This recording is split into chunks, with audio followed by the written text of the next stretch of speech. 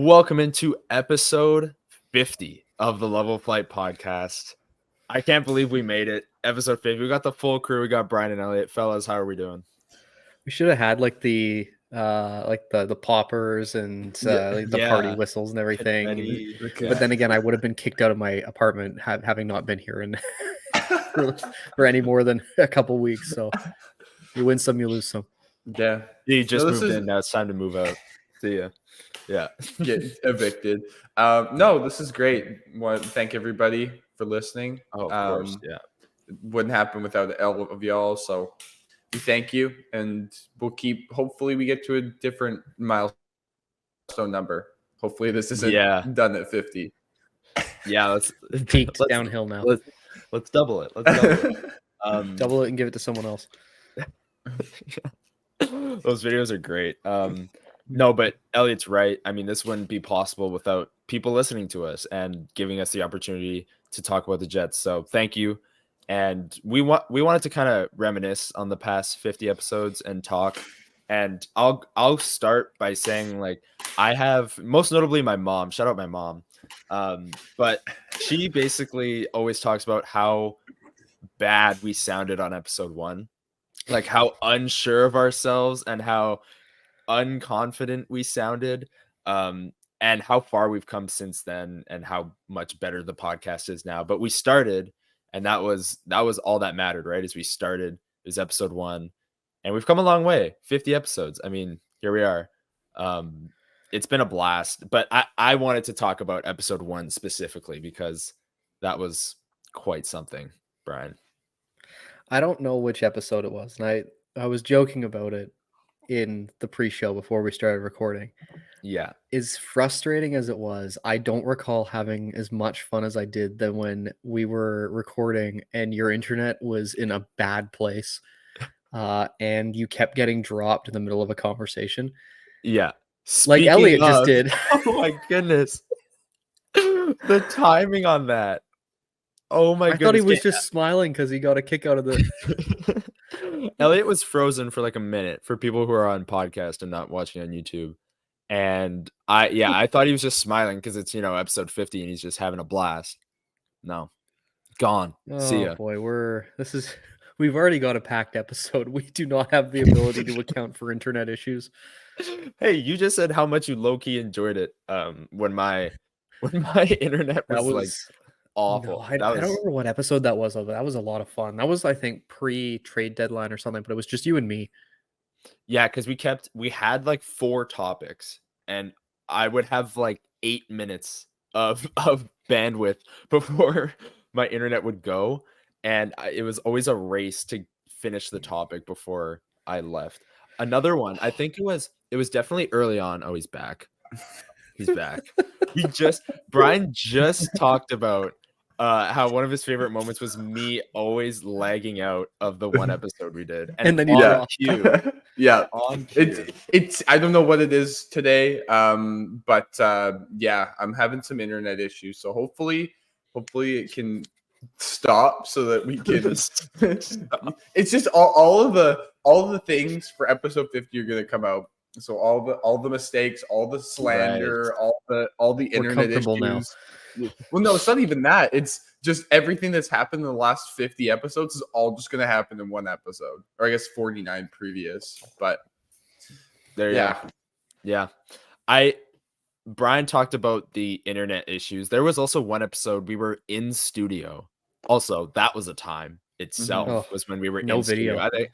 I think we got to go back to that for one episode in the future here, just for old time's sake. But we were in the studio, and I remember we could not control ourselves laughing wise. I don't know what episode this was, but there was a good 5 minutes where one of us would say something and we would just laugh for a minute and then say another thing and laugh for another minute. And it's like, this is not good podcast content. I think that was near the end of the semester and we were all just like very tired.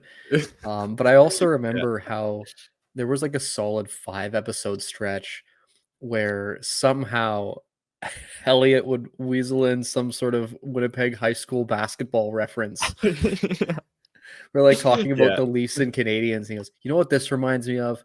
Dakota. Well, I've got the jersey. I know, that's why I said if it. you want to do that. Yeah. Sorry, we're gonna unprofessionally just move my camera.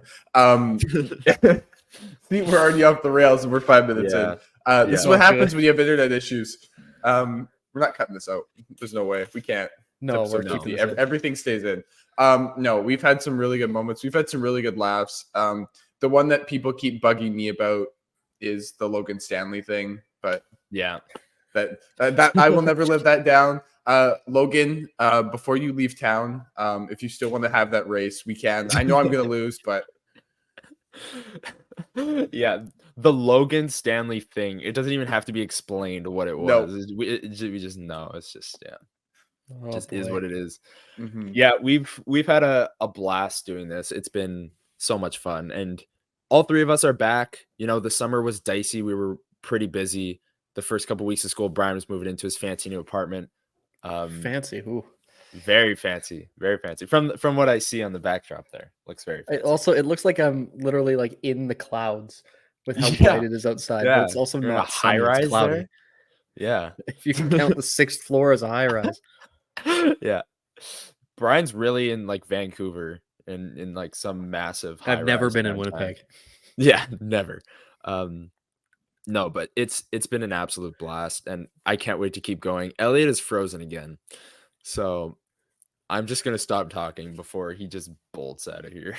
No, I think we keep going because we've acknowledged it already. Yeah, it's a good call. No, What we but wanna I do- think Go ahead.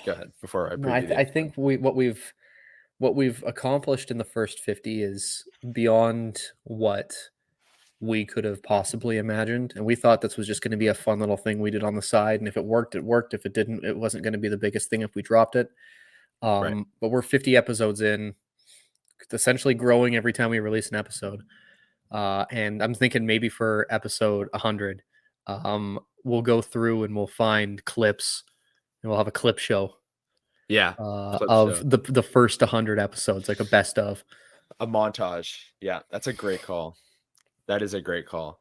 Oh, Yeah, Elliot left again. His Wi-Fi is going to give him issues. I think he said he's switching to his laptop, so hopefully that fixes things. While he's getting back in here, I'll just preview the episode. We're going to rank our top 5 goal songs. There's a lot around the Jets, but we want to start with something lighthearted off the bat, episode 50. We loved doing that last year, so let's do it again. Then we're going to get into the games, and then at the end, we're going to get into Gabriel Vilardi went down with an injury against LA. We're going to get into the fact that there was 11,200 people in the building last night for what's been a hyped up game for months, and our thoughts on that. And that'll be episode 50. Yeah, until Elliot gets back in here, maybe we'll take a break and hear a word from our sponsors and get into the DraftKings message, get that out of the way. And then we will come back with ranking our top 5 goal songs. Is going strong, and DraftKings Sportsbook is hooking up new customers with an offer that's even stronger. Bet $5 on any game this week to score $200 instantly in bonus bets. And DraftKings isn't stopping there. All customers can take advantage of a sweetener offer every game this October. Get in on the game day greatness. Download the DraftKings Sportsbook app now and use code THPN. New customers can score $200 instantly in bonus bets when you bet 5 on the NFL. That's code THPN, only on DraftKings Sportsbook, an official sports betting partner of the NFL. The crown is yours. Gambling problem? Call 1-800-GAMBLER or visit www.1800gambler.net. In New York, call 877-8-HOPE-NY or text HOPE-NY. In Connecticut, help is available for problem gambling. Call 888-789-777 or visit ccpg.org. Please play responsibly. On behalf of Boot Hill Casino and Resort in Kansas, licensee partner Golden Nugget Lake Charles. 21 plus, age varies by jurisdiction, void in Ontario. Bonus bets expire 160 hours after issuance. See sportsbook.draftkings.com/football terms for eligibility and deposit restrictions, terms, and responsible gaming resources. And welcome back into episode 50 of the Level Flight podcast. Elliot's back. He's switching it up. He's he's figured out the Wi-Fi issues for now. Yeah, no more. No, we're staying in. We've got lots to talk about, so we don't have any time for any of this. That's for sure. Yeah. And we wanted to start with the goal songs. That was really fun last year. We're gonna rank them. We're gonna go 5 through 1, and we're gonna say our fifth, and then each say our fourth, all the way down the list. It's kind of more fun that way, revealing it one by one. Let's start with Brian. What is your fifth song on your top 5 goal songs? All right, so I kind of cheated here, and I did 2 players, but I did both goalies at number 5. Okay. Yeah, that's because fair. I'm sorry, a goaltending tandem of Gangnam Style and Rasputin. That's good. I like Rasputin. I'm not a fan of Gangnam Style. Like, I know it's like a meme now, but I just listen. You had like to be so older popular. when it was released. I guess, yeah. That was a social phenomenon. Yeah, fair. I just found it so random. Hellebuck came up to Gangnam Style. I guess goalies are weird. Listen, I hope that both of them score this year. Why don't Elliot? What's your? Well, people were saying online that it probably isn't having to do anything with them scoring. It'll have to do with like that's technically their shutout song, I think. Maybe, yeah. Which I think is more viable. I'm sorry. As much as like if Connor Hellebuck was going to score, he should have scored against Florida. He had an open net. There was an empty net, and he could have shot it, and he didn't. So, or when they make like a big save or something. Yeah, I think they'll find a way to mix them in for sure. Yeah, which is a little weird, but okay. So at number 5 for me, I'm going with "Ain't No Mountain High Enough" for Mark Scheifele. Okay. Yeah. So I will make this very clear. This top 5 was not easy to make, but not because there were so many good choices. For the flip opposite. Wow. But we'll all mention it later. I think there's been a downgrade. So my initial reaction was that it was a downgrade, but I've kind of grown on the list a little bit. My number 5 is actually the exact same. It's "Ain't No Mountain High Enough." This one doesn't sound as good in the arena as I would think, but it's such a classic song. I just didn't really feel like leaving it off the list. So we're also probably going to hear it a lot. So yes, exactly. Because at this rate, we're probably really going to be hearing it a lot. Also, "Ain't No Mountain High Enough" doesn't sound good in the arena when they're losing 5-0 and Scheifele scores with a minute left to like 6,000 people because everyone's left for the exits. Yeah. Anyways, well, that's not a good time to hear a upbeat song. Well, but the comedic timing of that too. Like if he scores and they're down, like if he scored and it was 3-0 and he made it 3-1 like early in the third, like "Ain't No Mountain High Enough" kind of is like a, hey, we're only down 2, like we can get it, but it's like a minute left. Rally the troops. Yeah, with a minute left, let's rally the troops and let's just get her going. Like, that's not how that's rolling. Yeah, so Elliot and I both with "Ain't No Mountain High Enough" at 5. Brian, what's your number 4? My number 4 is Vlad Nemesnikov's pick. "This Ain't a Scene, It's an Arms Race" by Fall Out Boy. Okay. I love, especially that like era of Fall Out Boy. I had to include this one. Like I heard it when it first came out. I got excited.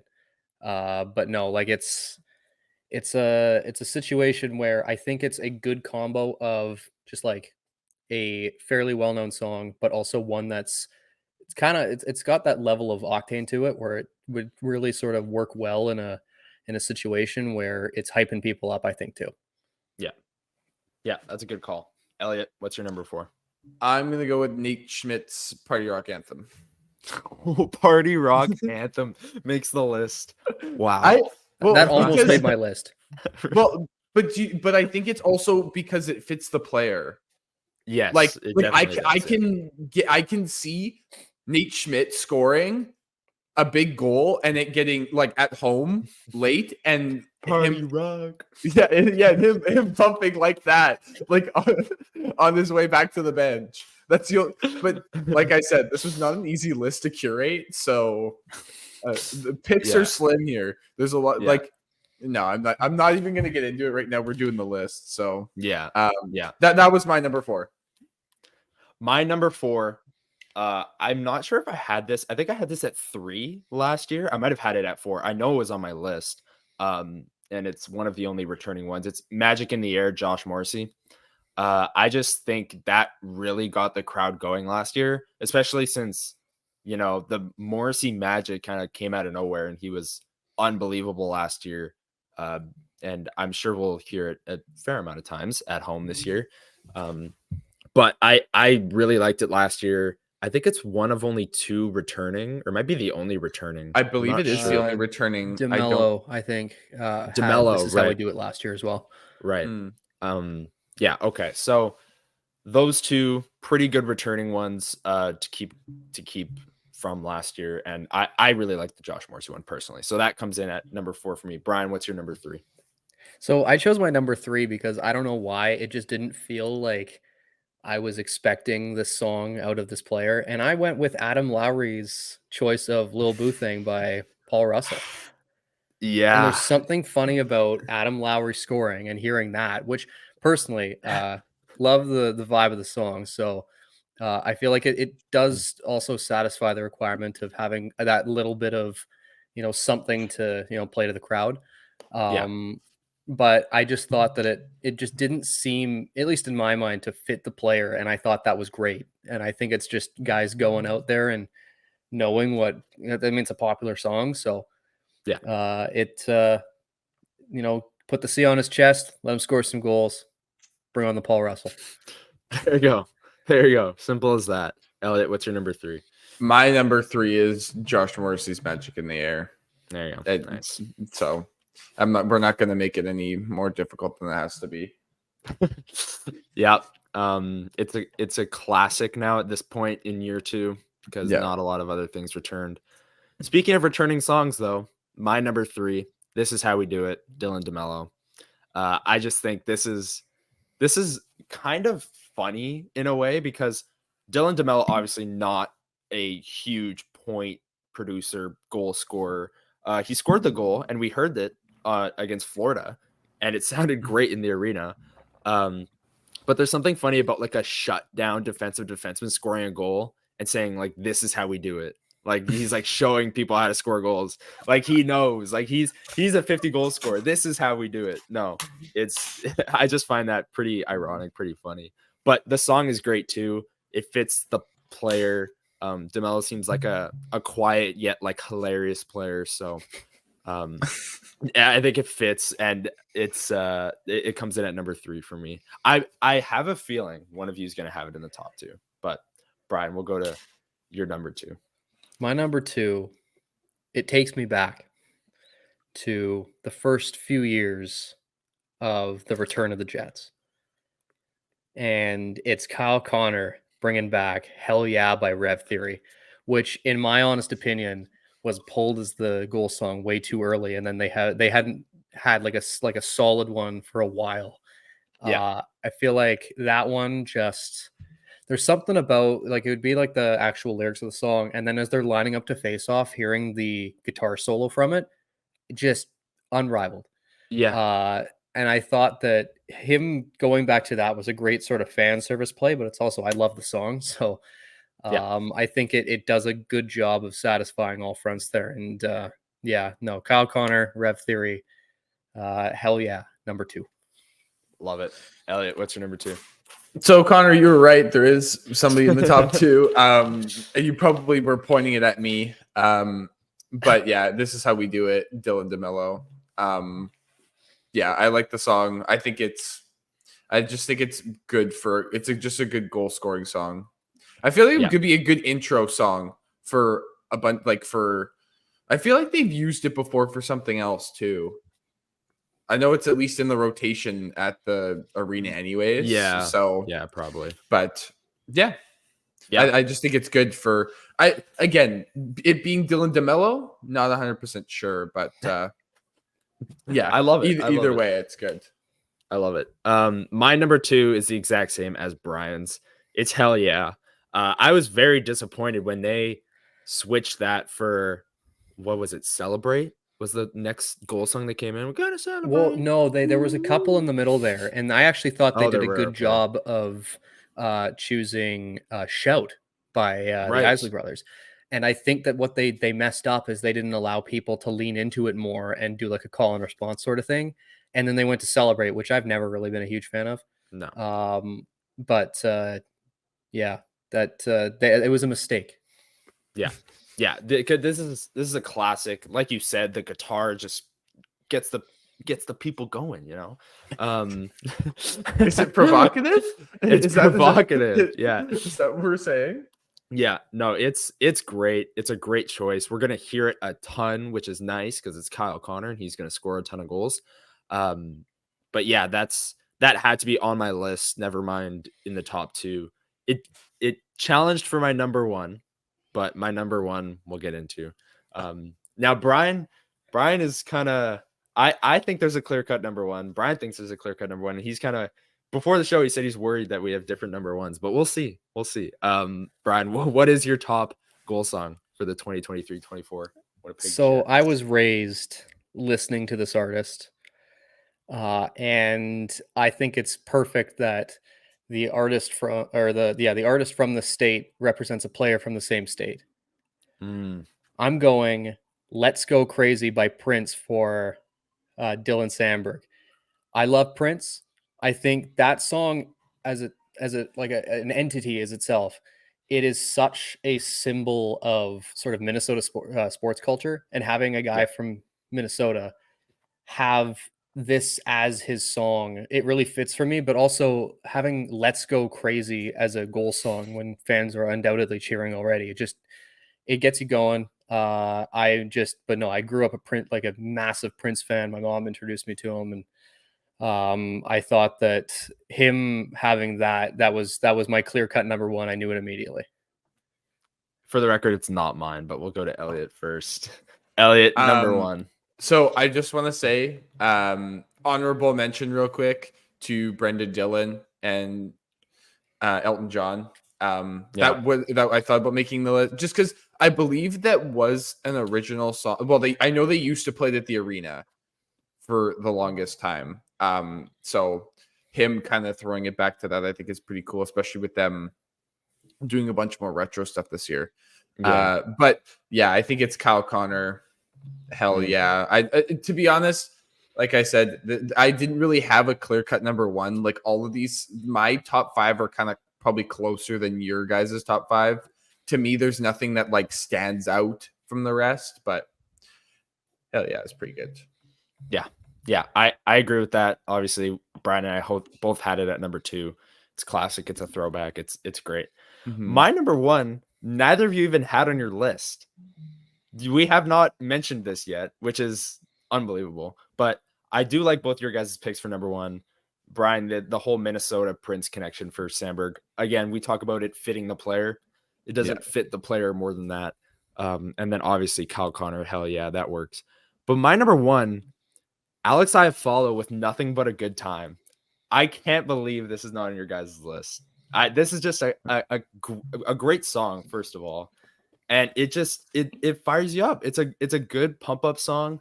It fits the player. Alex Iafallo is like a grinder. You know what you're gonna get. You're gonna get nothing but a good time from Alex Iafallo when he's on the ice, right? But yeah, no, I really like this choice. It's my number one, obviously, and I'm kind of disappointed you guys didn't even have it on your list. It was on the outside looking in. Yeah. Ouch. Yeah, Unreal. just like the Jets will be after this window. This was as soon as I heard it as soon as I heard it when he came on the ice and they introduced him, I knew it was going to be my number one. Honorable mention, since we're doing that whole thing, Gabriel Vilardi's Macarena.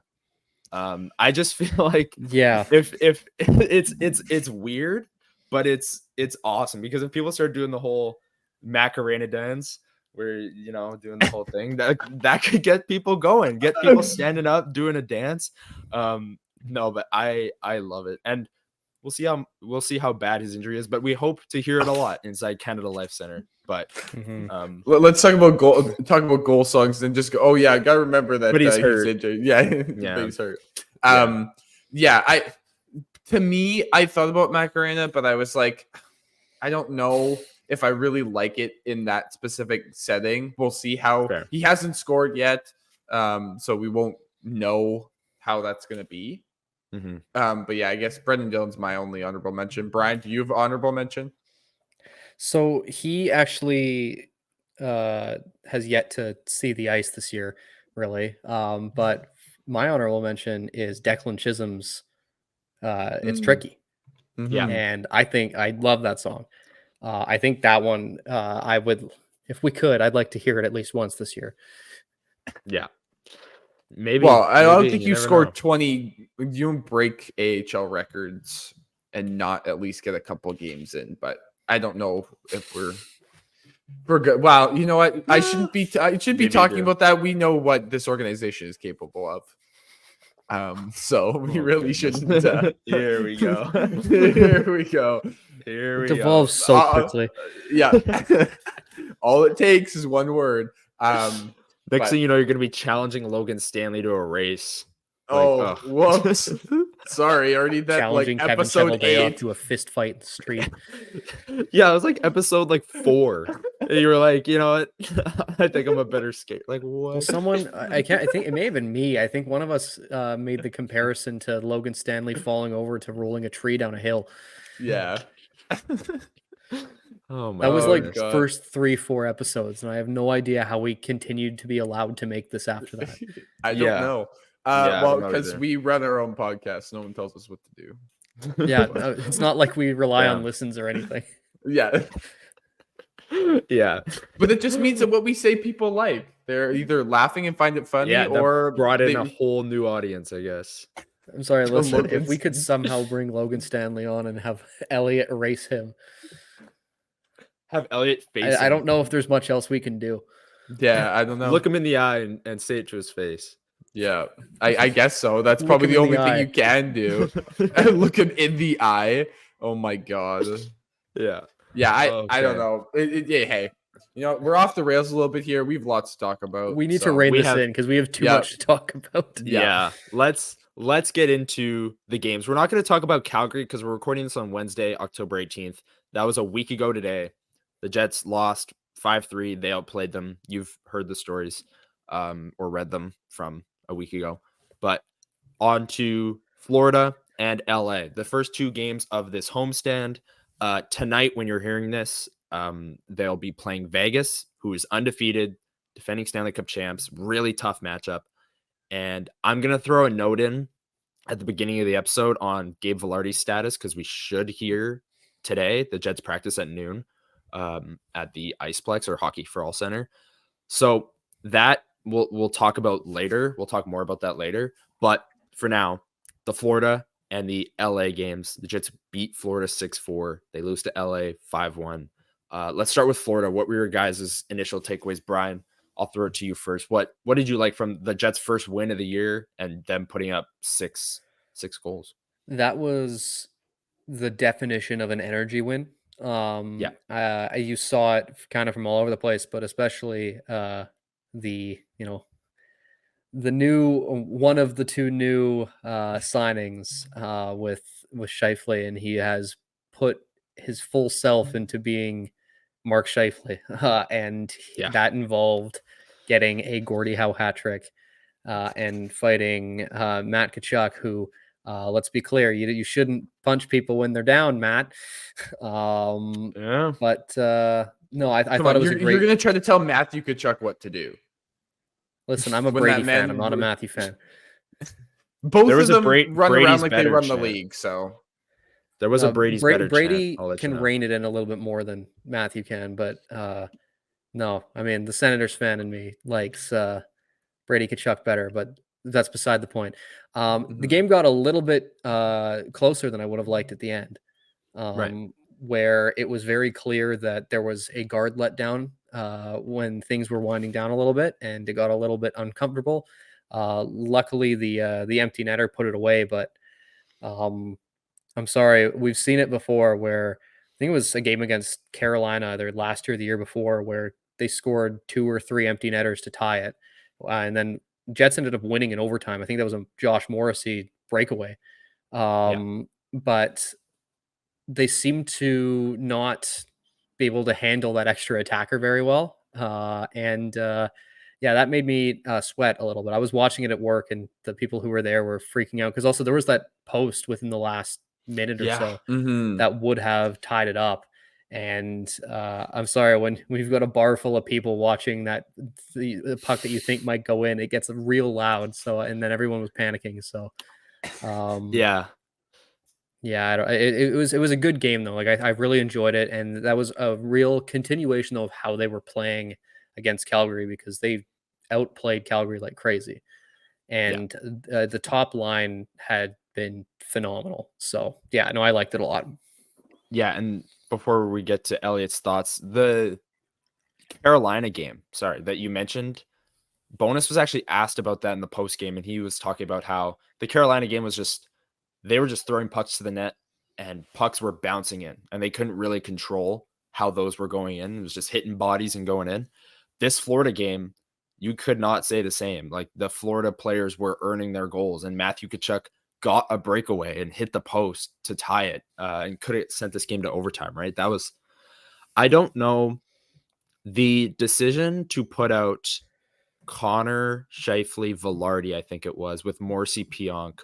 Like, I get it's a power play, but I don't really like that decision. I think the Lowry line or the second line, or sorry, not the second line, the Lowry line or the fourth line is the ideal line to kind of shut down the game at that point, or kind of a mix of those players. But obviously, Kachuk hits the outside of the post, not the inside, and the Jets come away unscathed. But it could have ended bad. Florida absolutely could have won that game 6-5 in overtime. So I guess those are my entire thoughts on the game. I just kind of took it over there. But Elliot, what were your thoughts? Just to touch back on what you said, when it comes to who you're rolling out as the lines, I find it funny that last year when it was a line of like Lowry, Barron, and AJF, that would be the line that Bonus would trot out towards the end of the game for the entire night. And I get that maybe he's learned his lesson, but that's a situation where he needs to go back to what he was doing last year. Because last year he'd throw Lowry out for like, he'd probably get 5 or 6 shifts in the last 7 minutes. Like he'd be out there. And it felt like I didn't see him or the fourth line very much towards the end of that game when they were trying to close it out. Like that's when realistically you give the top line a little bit of a break. You can throw the second line out there because Nino's pretty decent defensively. Ehlers isn't the best, and Perfetti's not too bad. So you can throw them out there. But yeah, that's when in the last couple minutes, especially after they score to make it 4-2 and you make it close, like that's when you gotta go, okay, nope, I'm just rolling 3 and 4 right now, and maybe you throw in a shift of 1 or 2 just to keep mix up the top six. You go Nino, Perfetti, Vilardi. Yeah, to go more defensive. Right. And then that'll be your top 6 line, and then you play the third and fourth. I didn't really like that decision, but when we look at we've got the hockey stat card up if you're on YouTube. When we look at the analytics, Brian was talking about how the top line was rolling, and they did in this one. I mean, Connor, Scheifele, Vilardi just absolutely crushed their minutes. Morrissey, again, up there. He's up there a lot. Perfetti, Schmidt, Niederreiter, Barron. Pionk with a good game analytically. He actually has looked good in the first 2 games. The LA game, I don't think anyone looked good, so you can't really just single out Pionk in that one. But well, we can say confidently he has not been the worst defenseman on the ice this year. No. Yeah, and that's a step up for Pionk. I mean, he's had the 2 rough years in a row now. How is he going to bounce back? We're only 3 games in, but it's looking a little bit better from his point of view. But again, the top line, I think, is the story here. In game 1, too, the stat card looked very similar to this. They crushed their minutes. And then let's go to the LA game because it's very different. It's very different. Alex Iafallo is up there. Gabriel Vilardi, who left the game in the first period, is up there. That should tell you all you need to know, that a guy that left in the first period is second on this stat card, basically because everyone played longer than him, got shelled in their minutes, so they're below him. Scheifele and Nemestikov, you can't even, like, Scheifele and Nemestikov on this stat card would be at the bottom of the Florida one, but they're third and fourth, right? So this was a rough game all around from the Jets. They came out flying in the first. Gabriel Vilardi obviously goes down with the right knee injury. And Ehlers after the game said, he wants to say that this didn't affect them mentally because you want to say that you just powered through. But when a guy like Vilardi, who has been through a ton of injuries in the past, goes through another one, you can't help but wonder, right? So it kind of took the wind out of their sails because they were flying to start the game. They crushed the Kings in the first period, but then obviously lost the game 5-1. So something went wrong there. What were your guys' thoughts, Elliot? I'll start with you on PL Dubois' return to Winnipeg and the Jets getting smoked at home. I think you have to begin with that out of the 9 periods that this team has played so far, periods 8 and 9 have been their worst, or were obviously their worst. Like, not even close. You can't debate it. I still think that first period, even a little bit for a good chunk after Vilardi got hurt, they were still all right. But in this game, it just, as soon as he went, all of their momentum was zapped as soon as he went down. And it just felt like, I know you made mention on Twitter yesterday during the game saying Bonus was just trying to roll whoever on that top line. Like, sometimes it was Nemesnikov, sometimes it was Ehlers, sometimes it was whoever. Kupari even got a couple shifts there.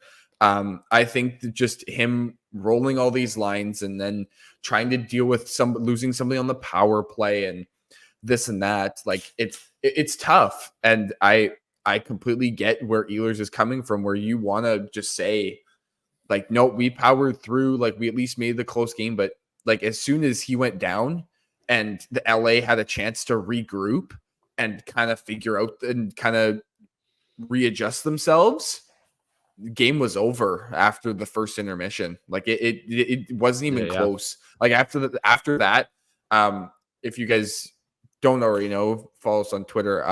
I've been running the game threads, and I think I said a couple times doing the LFP game thread saying Jets aren't we're just not generating anything right now. And I understand that has to do with the Kings like to set up their game in the neutral zone, especially once they're up. They want to kind of slow the game down.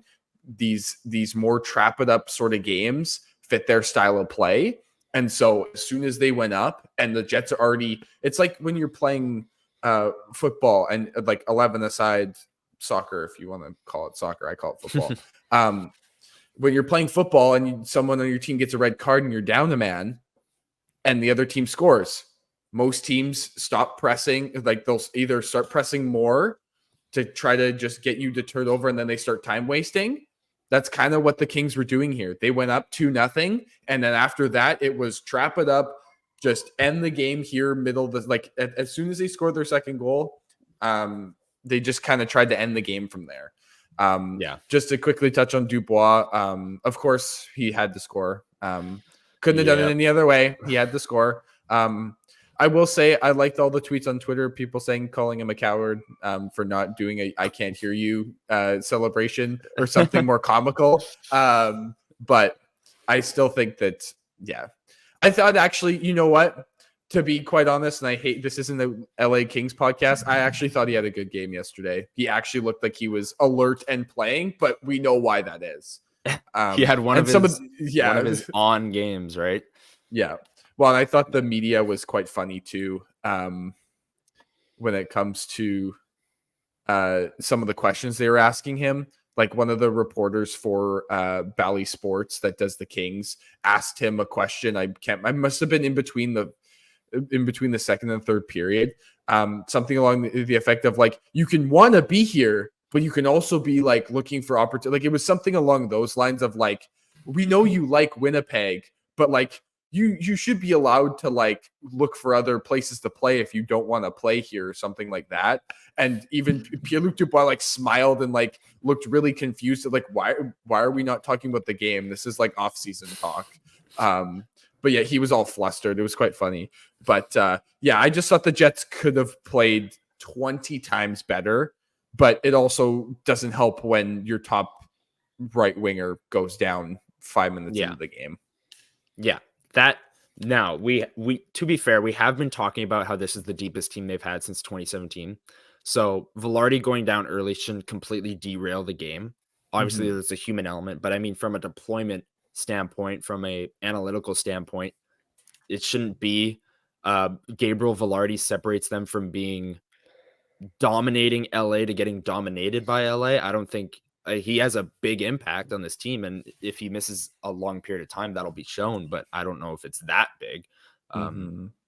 It's unfortunate, right? And especially in a game, I wrote in my takeaways piece, especially in a game where Cole Perfetti takes yet another hit directly to the numbers, and as he put it, has his face smeared against the boards, which is exactly what it looked like.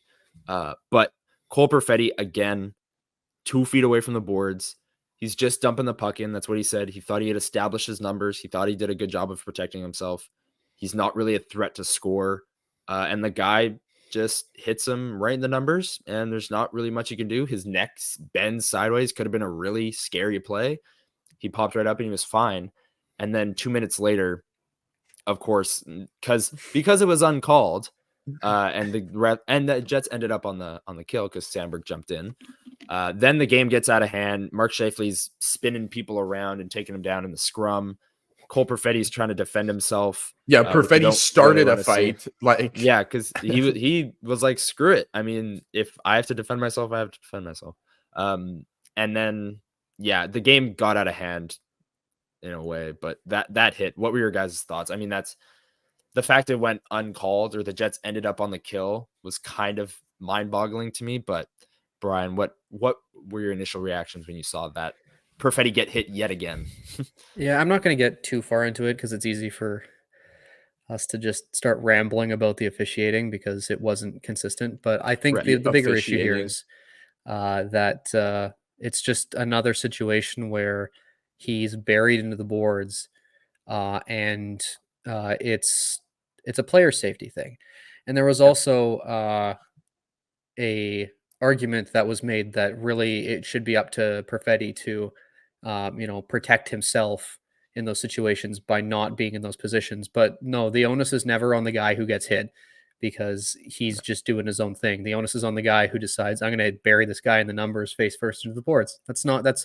It doesn't matter about protecting yourself when that's happening. Like, yeah, you can prepare yourself to be hit, but there's a reason it's an illegal hit. You're not allowed to hit someone from behind. If it's illegal, you shouldn't have to prepare yourself for it. That's the whole thing here. So no, I've got I could probably go for another 40 minutes just on the officiating, but ultimately, regardless of how good or bad it was, it didn't really matter based on how the Jets were playing. Yeah.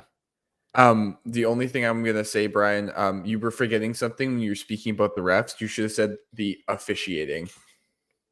Because I don't that's what think the league deems correct. Multiple brawls after the game. Multiple brawls and a player getting a 2, a 5, and a 10. Yeah. But my question is here's my question to both of you. And I thought I knew hockey rules and penalties quite well. Normally when you get a 10 game, it's called a 10 game like a 10 minute misconduct, and you're done. And I had to correct myself because I realized that Sandberg got a 2, a 5, and a 10 and still returned to the game. Yeah, if it's a 10, you can come back. But I thought the 10 meant that's a 10 minute game misconduct. No, and I thought that's how it was 10 is 10, presented. Game is game.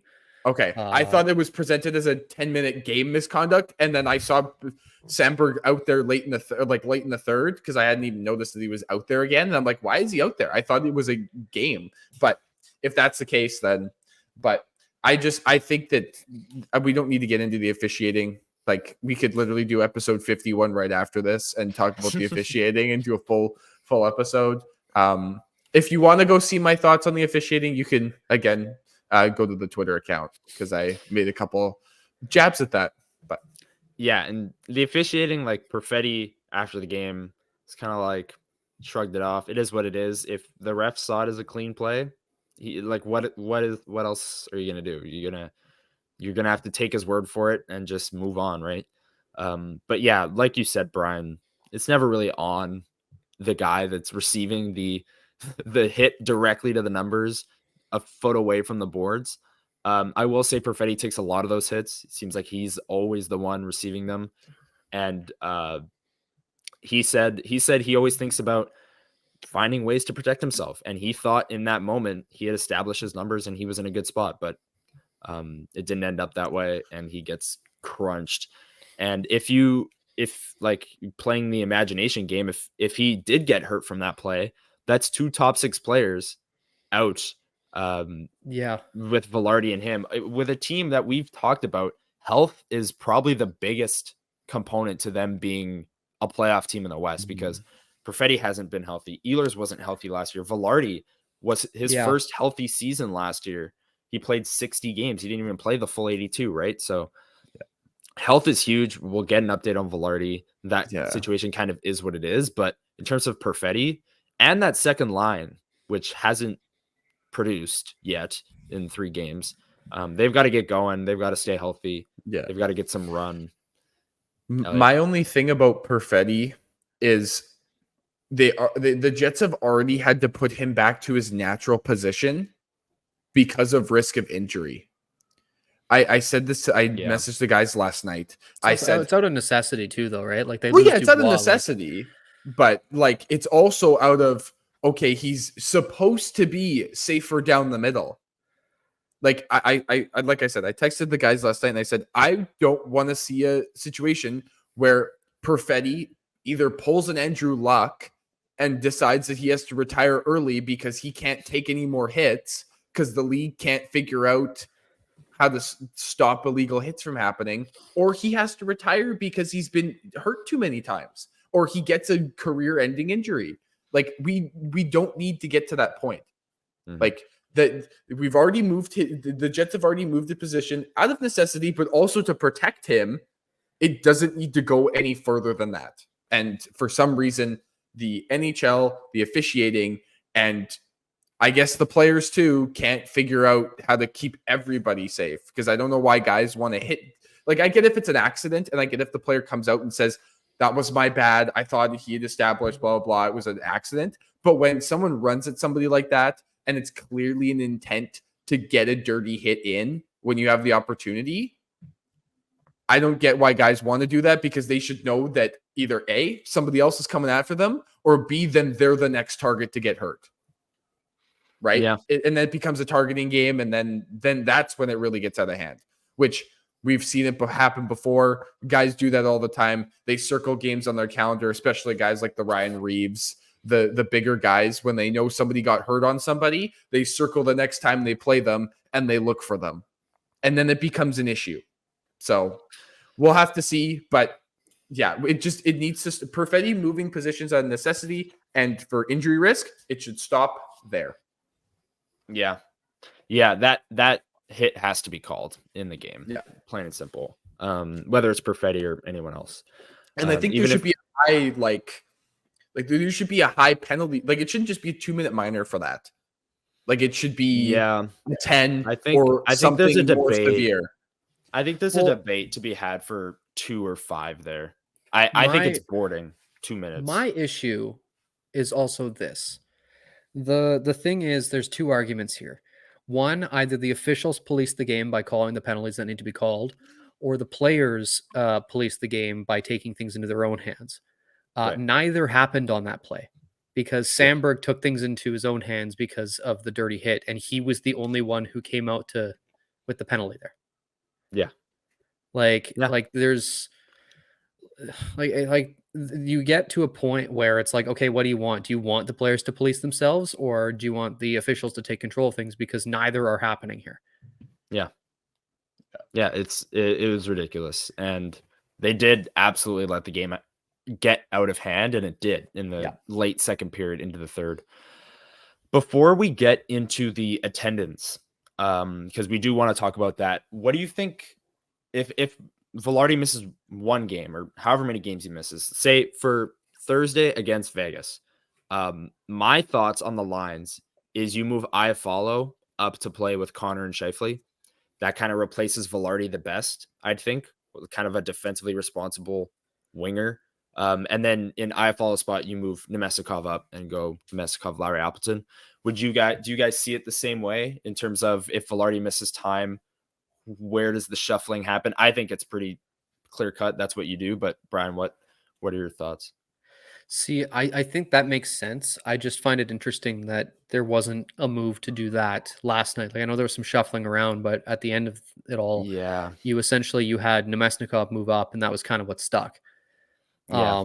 So I don't know if they want to split that third line for whatever reason. Like I don't understand why there's a latching on to a third line, but like yeah. I think there's a couple options here, and there's safe options. There's non-destructive options, and there's we'll see what happens because it's early in the season options. And that's that third option that's more interesting to me is because I'd actually be curious to see how a Rasmus Kupari, who I thought had a great game against LA, how he would do with guys like Scheifele and Connor. Obviously, that puts a lot of responsibility on him because, let's be real, those two don't have a sparkling defensive record, which is someone like an Iafallo or an Nemestikov would help accommodate for. Right. But I'll be honest, like last night, we saw flashes of why he was a first-round pick.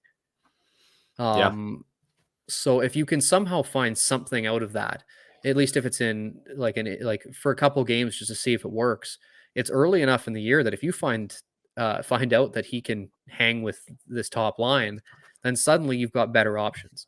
I do think though that the safe option, probably what they're going to end up doing is either going with either Iafallo or Nemestikov, or they're just going to bump Ehlers up and figure out the second line.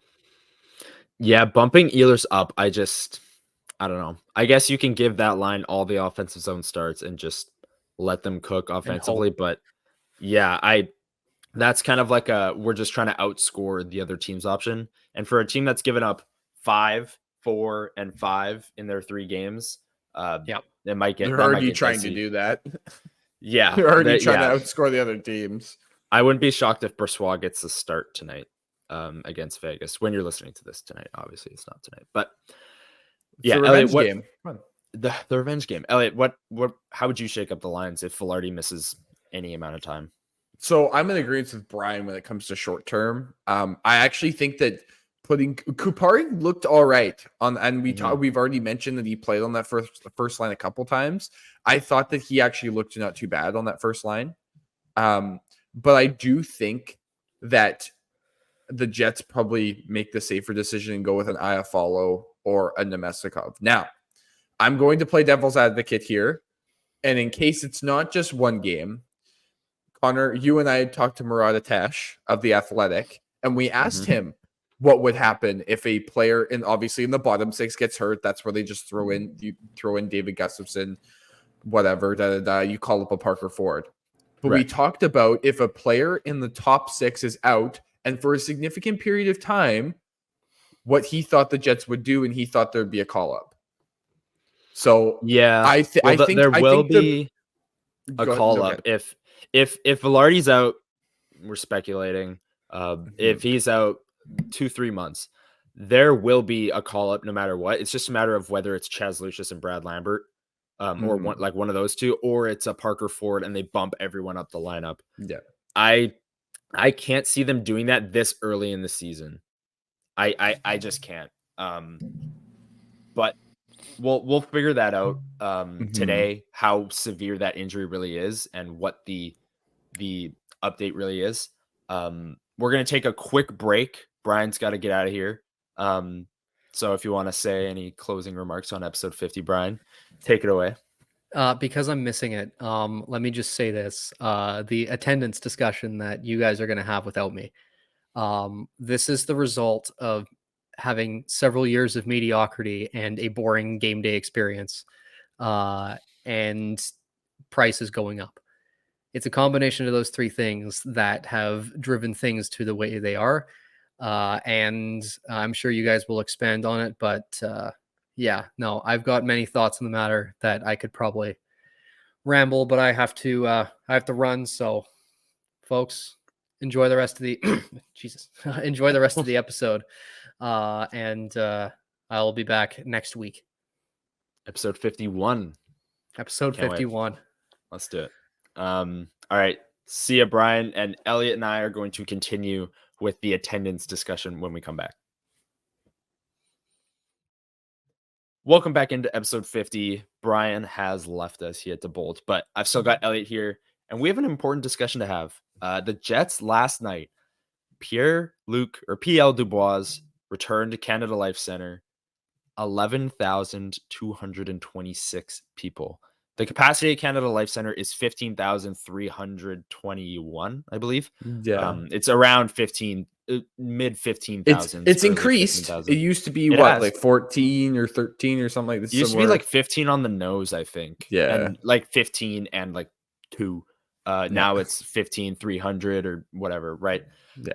And I'm interested to hear your thoughts on this because it's a very interesting topic. It has a lot of Jets fans panicking, and honestly, kind of rightfully so when the LA Kings come to town and it's Dubois' return and it's hyped up as a big game and the arena's only 2/3 full or 4/5 full. Not even 4/5. Yeah. It was, I think, 74%. So yeah, pretty close. My thoughts right now. I have thoughts, but I'll defer to you first. So I think it's a combination of a couple things. I think number one, the biggest thing and the most important thing when it comes to a franchise should be your fans. The Jets have either A, neglected their fans, and also B, they have threatened them. Inadvertently and advertently.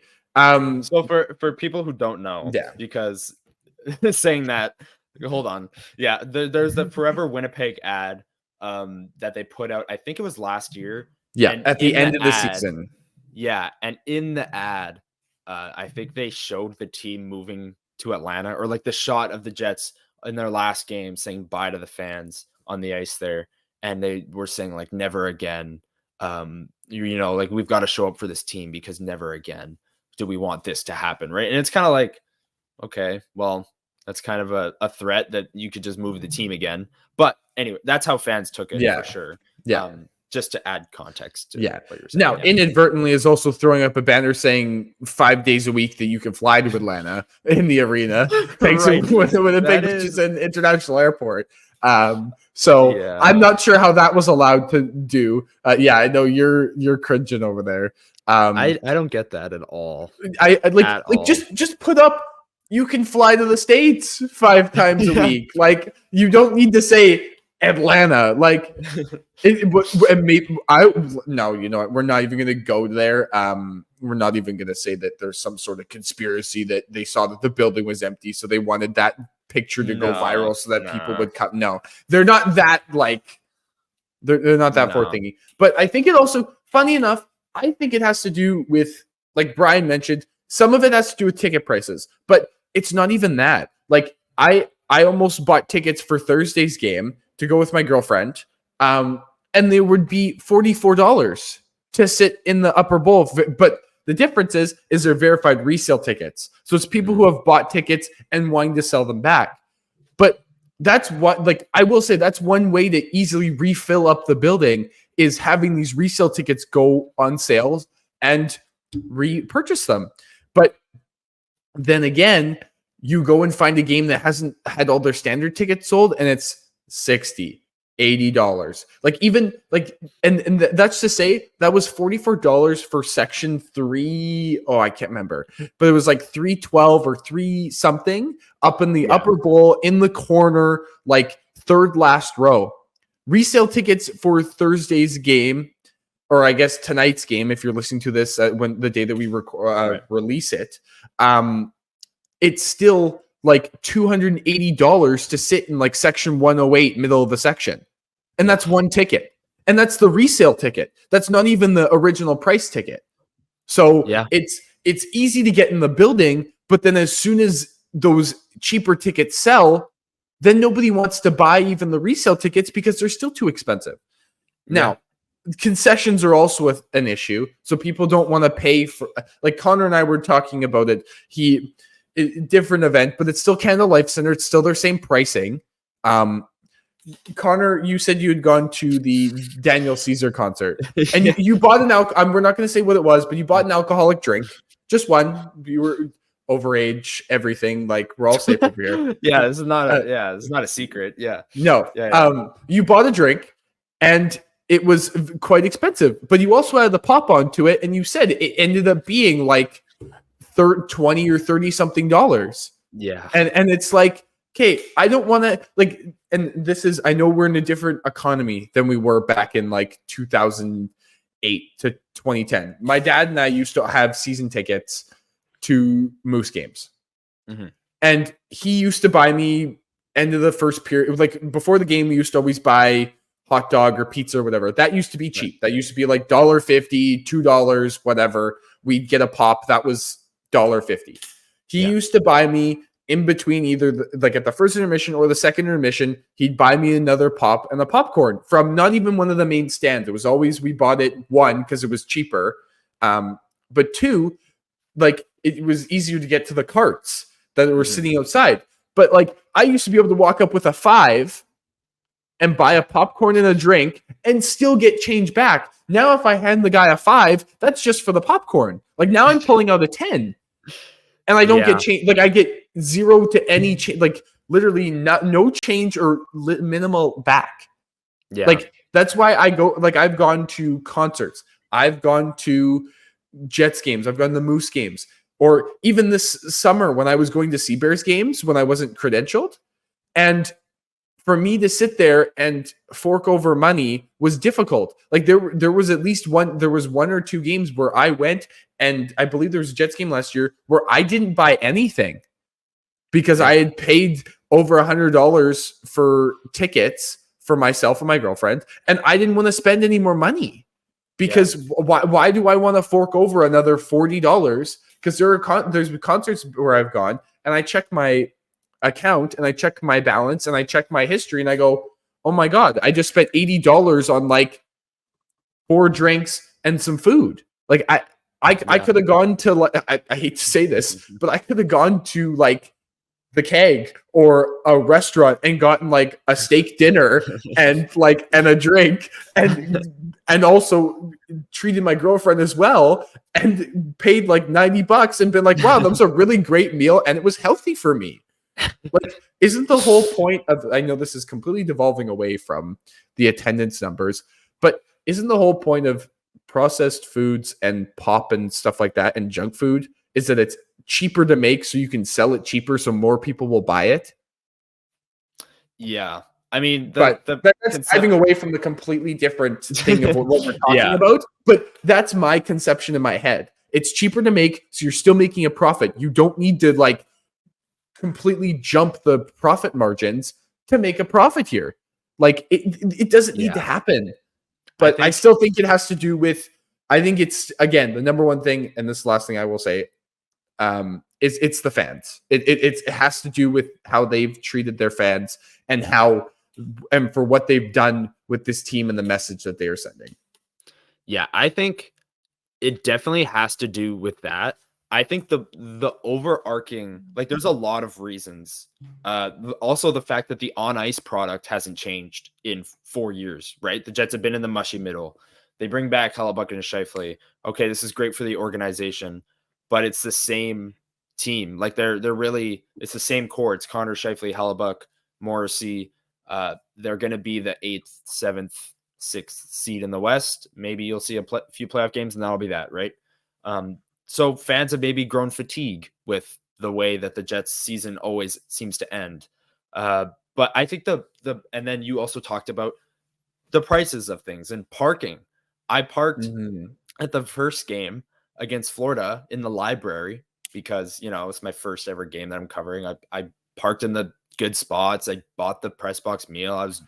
I didn't really care, but I ended up spending $21 on parking.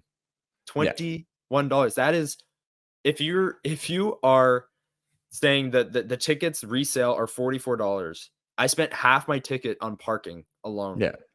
Like that's kind of like, Winnipeg loves a discount. Winnipeg loves Yeah. free parking, right? $20 on parking, and then you go inside and you spend $15 on popcorn and a pop, like you said. It just all adds up. And we're getting to my point, which is the overarching part of all of this, is the economy that we're in and the fact that people can't shell out hundreds of dollars for every Jets game anymore, right? Yeah. And why would you spend $150 to go to a Jets game when you could watch it at home? You'll already have your adult beverages in the fridge, right? You're not spending $14 on a craft beer. You've already got it in the fridge downstairs. You've got it loaded up. The on TV product is great. Like Dan Robertson and Kevin Sawyer do a great job on TSN. So it's not like you're missing out on some like groundbreaking, innovative experience, right? Yeah. I don't blame people, and it sucks because when the Jets came back, they had how many thousands of people on the waiting list for season tickets, and now the building is 3/4 full in a game that was hyped up for a long time. Now, like I said, it's the economy. People aren't sending out hundreds and hundreds of dollars to go watch the Jets, especially when the on-ice product hasn't changed, the in-game experience hasn't changed. The concourse finally changed this year, but that was long overdue. They made good changes, and then they made the concourse changes. The prices of everything are going to go up. Yeah, that's my issue. Great, you shelled out the figure that's out there is $13 million to do all these concession changes. No, that's not what we like. That's great. That's great that there's more options. They're being more inclusive. I like that they're doing that. But my thing is it just means that more money you have to shell out at a game.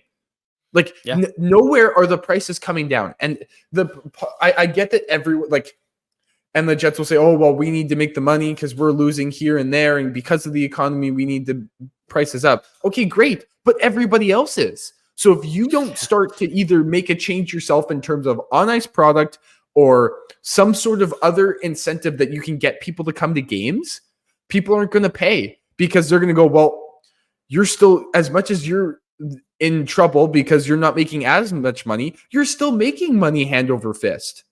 Yeah. So why am I going to shell out my dollars if I'm going to, especially last night? So the people that didn't want to go to that game got vindicated because the Jets get smoked 5-1. They don't look good for 2 periods. You essentially paid for 1 good period of play and you just shelled out half of your month's rent on popcorn, chips, and a beverage. Like, how much popcorn do you buy? A lot. I normally get the big bag, but and that's why it's like $8. I don't know. Yeah. I hate to say this. We're not sponsored, to be clear, but I can go to Co-op and buy like the huge bag of popcorn for $2. Like your point of you have everything. It's literally the meme of I want this. Well, we have whatever it is at home. Yeah. Right. Like it's literally I want to go to the Jets game. No, we have the Jets at home, and you put it on the TV. You grab your $2.50 bag of chips. That's more than what they offer at the arena. Like unless you're going to keep the prices the same and offer similar products for the similar pricing that you can get outside. Or even just like I understand you have to make a profit, so you have to bump it up a little bit. Yeah. But I shouldn't be paying $5 for a hot dog when I can go and get like a thing of wieners for like $5 and pay for buns and eat as many as I want. And put as much like I can put whatever I want. Like I can put bacon on, I can put cheese on it and do it for cheaper than and do it more times than I would at a Jets game. But I understand that they have to make a profit margin, but it doesn't mean you need to increase the price by $3 or $4. Like it can go up 50, 75 cents. And if I'm not saying I'm a business student, but if you know anything about business, you know that the more product that's sold, yes, you may not be maximizing your profit margins, but over the course of time, as things are being bought, you're still making a profit. You're still going to make a somewhat close to maybe not the exact same amount of money, but it's close enough. And all it would take is just to bump the prices down, at least just for concessions, if we're talking there, and it would make fans happy. There have been so many years of fans complaining about pricing for everything. Yeah. Just bump it down slightly. I understand that you need to do that, but right now, and you can, Connor, you can attest to this, I would rather spend $30 or $20 either A, on a Moose game. Like Moose game tickets are $30. I'd rather do that. I get the concessions are still high, but the product right now is going to be so much more fun than some Younger Jets players. games. The younger players, there's going to be more flashy plays. It's going to be more unpredictable. You don't know what product you're going to get. But the other thing is I'd also rather pay the $20. I know they're increasing their prices by like $5, but I would have rather last summer paid $20 to go to a Seabears game. I know I'm a basketball guy and that sounds a little biased, but it felt like every time I paid for a ticket to a game until I was credentialed, it felt like I got my money's worth, even if they lost. Yeah, it felt like I was getting my money's worth. That's like, I don't blame you at all for having that thought. I don't blame any of the fans at all, because the truth is, in Canada, people are trying to save money everywhere they can. And if it means not going to a Jets game here and there, like a Jets game is a luxury financially, right? Like it's a lot of money to go to 4 or 5 Jets games a year, even, never mind having season tickets, right? So I don't blame people at all. The thing that gets me is the Jets, 73% or whatever it was of the building was full last night. The Bombers this Saturday are going to draw over 30,000 people. Like, it's just what's going to happen. Like, I get it's less of a commitment. it's less of a commitment. One of the worst teams in the league. It's less of a commitment. Like, it's not really comparable, because if you buy Bomber season tickets, it's 5 times cheaper than it is Jets because of the amount of games, right? You're only getting 9 games with the Bombers instead of 41. I understand that.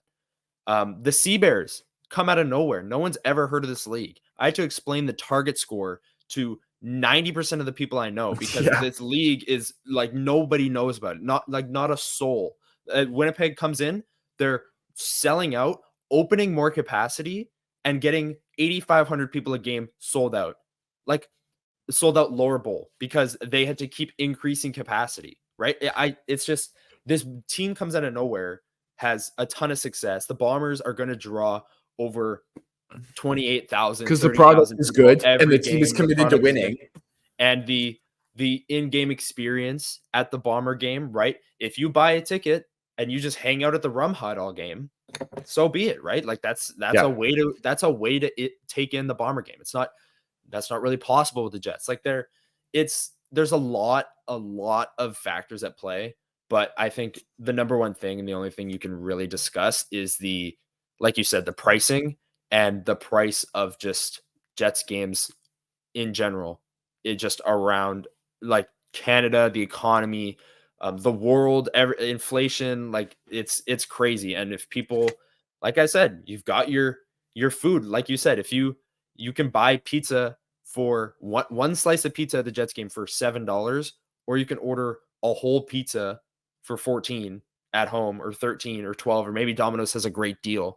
And you can buy 2 for 20. Like, you've already bought pop, because a 32 pack of pop at Costco is, I don't know, $20. Like, it's like, and you have all this pop in the fridge or whatever, right? I totally get it. I don't know what the Jets are going to do. I think this is a wake-up call, big time, that people aren't just going to come to Jets games anymore. You've got to bring them here. And like you said, they've maybe taken their fans for granted a little bit, especially with the Forever Winnipeg ad, which did not go over well. But we've spent 20 minutes on this topic. And we've kind of covered everything. At the end of the day, people are trying to save money, and you can't blame people for trying to save money. We'll see how the attendance is, because it'll be at the forefront. Everyone's going to be talking about it. We're going to see what it is on Thursday against the defending Stanley Cup champions, who are undefeated with 1 million Manitobans on their roster. Like, this is another game that should do well attendance wise. Like Vegas is not a small draw in terms of like, oh, Vegas, like I'm not going to go to the Arizona Coyotes game. No, whatever. I'll save my money. Like Vegas is a big team, right? So this $44.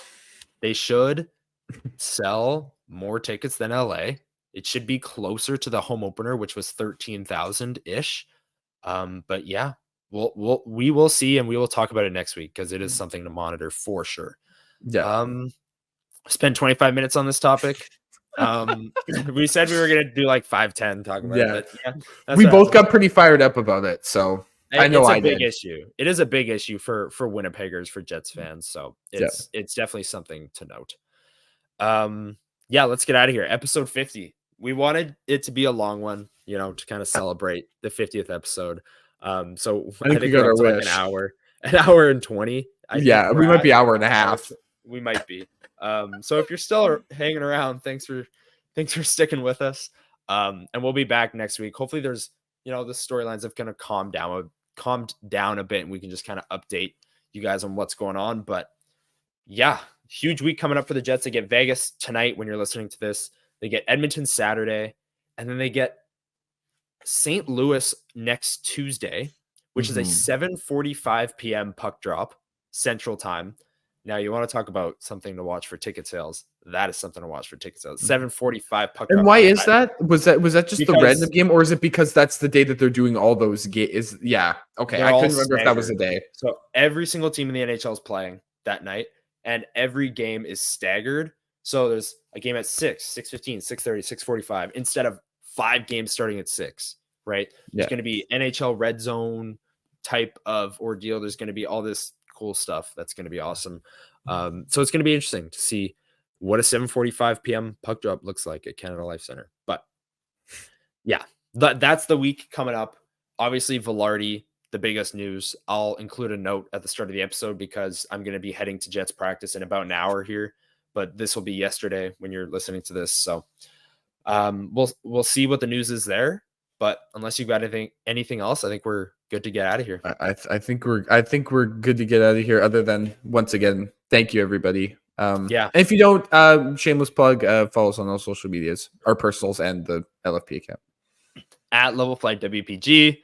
Tell someone you know about Level Flight Podcast. Tell them you like it. Tell them. Give it a shot. Give it a listen. Leave a review. Hour and a half. Leave a review. Yeah, you know, support us a little bit. We really appreciate it. Hit the like button, subscribe, do all that. All the gimmicky stuff. Just do it. I don't think we need to say it anymore. You probably hear it enough in the content you already listened to besides us. So yeah, we really appreciate it. Getting to episode 50 is huge for us, and we couldn't do it without you. So on that note, let's get out of here. Episode 50, it was a blast. We overcame some early Wi-Fi issues, but yeah. All right. Unlike the Jets, we couldn't overcome some adversity. But here we go. Game 3. No. Okay. Game 3. Here we go. No. All right. Let's get out of here. Thank you everyone for listening, and we'll see you next week. See you. Peace.